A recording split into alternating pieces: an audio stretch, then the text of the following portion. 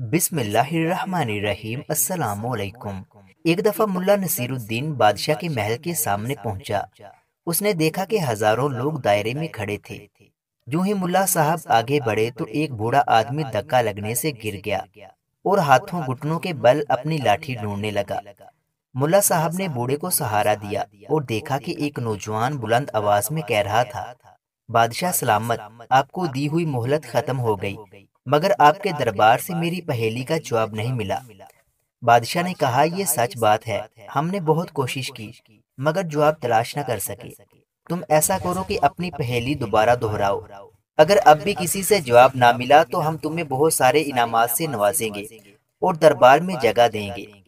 اس نوجوان نے مجمع کی طرف دیکھتے ہوئے کہا، میری پہیلی بہت سادہ سی اور آسان ہے۔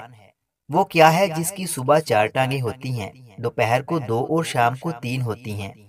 دربار میں موجود سبھی لوگ سوچ میں پڑ گئے۔ اتنے میں ملا صاحب کے ذہن میں جمعہ ہوا۔ اس نے جلدی سے بوڑھے کو پکڑا اور میدان میں لے آیا۔ بادشاہ سلامت، اجازت ہو تو اس پہیلی کا جواب دوں؟ ہاں ہاں، کیوں نہیں، یہ بہت بڑا امتحان ہے۔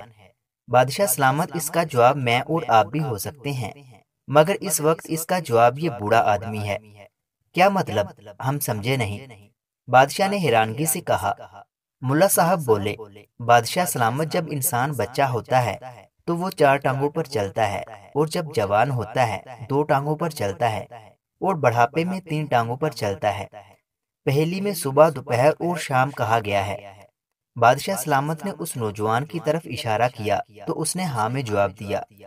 ہزاروں لوگوں نے تالیاں بجا کر ملا صاحب کو خراج عقیدت پیش کیا، اور بادشاہ سلامت نے بھی ملا صاحب کو بہت زیادہ انعامات سے نوازا اور اس کی عقل مندی پر داد دی۔